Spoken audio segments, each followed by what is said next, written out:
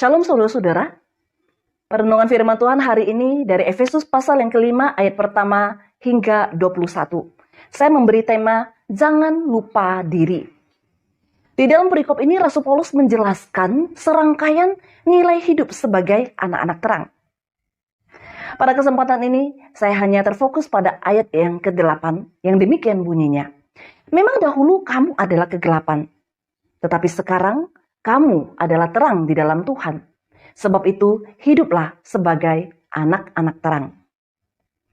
Saudara-saudara, kata dahulu dalam ayat ini menunjuk pada suatu waktu ketika kita masih hidup mengikuti cara hidup yang sia-sia.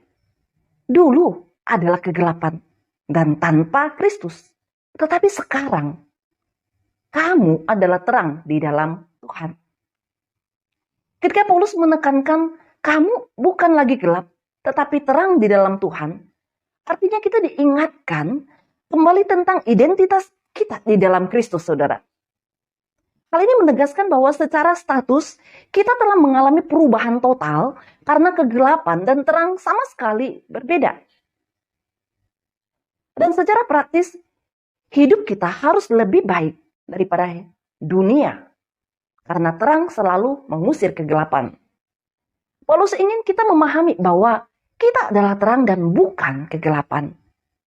Dan Paulus memakai istilah terang dan gelap untuk melukiskan kontradiksi. Saudara-saudara, jangan lupa diri. Kenapa? Karena hidup yang telah diselamatkan itu sangat berharga dan tidak boleh disia-siakan.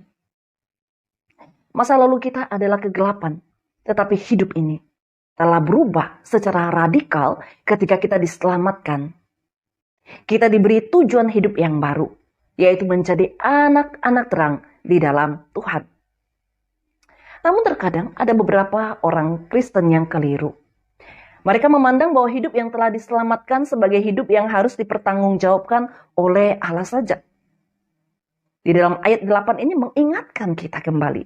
Kita pun harus bertanggung jawab kepada Allah atas hidup yang telah diselamatkan dengan menjadi terang di dalam Tuhan. Saudara-saudara, kalau sampai kita melupakan identitas kita, maka sesungguhnya kita sudah kehilangan jati diri kita sebagai orang yang telah ditebus oleh Kristus. Di tengah-tengah komunitas orang percaya, saya menemukan ada dua jenis orang Kristen yang menggelisahkan hati saya. Yang pertama adalah orang Kristen yang sekularitas.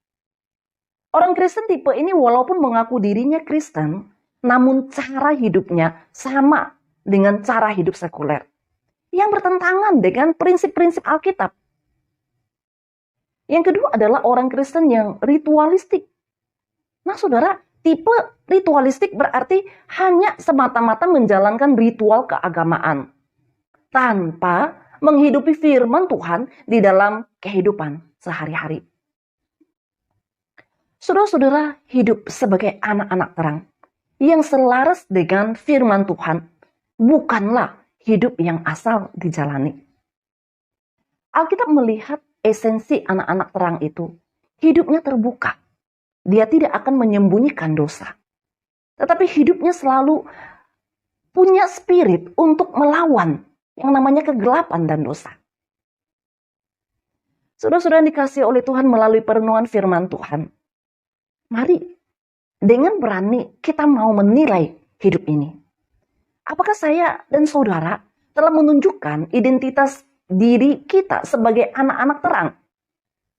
Jika sudah, maka semua itu akan teraplikasikan melalui pikiran, ucapan, dan perilaku, yakni seluruh aspek hidup kita.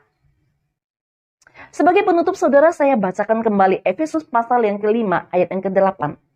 Memang dahulu kamu adalah kegelapan, tetapi sekarang kamu adalah terang di dalam Tuhan. Sebab itu hiduplah sebagai anak-anak terang. Mari kita berdoa. Bapa di surga, terima kasih untuk kebenaran firman Tuhan yang kembali mengingatkan setiap kami, umat tebusan-Mu, akan identitas diri kami yang sesungguhnya. Tuhan yang menolong setiap kami, agar kami boleh hidup seturut dengan kehendak-Mu, sesuai dengan firman-Mu. Dalam nama Tuhan Yesus kami berdoa. Amin.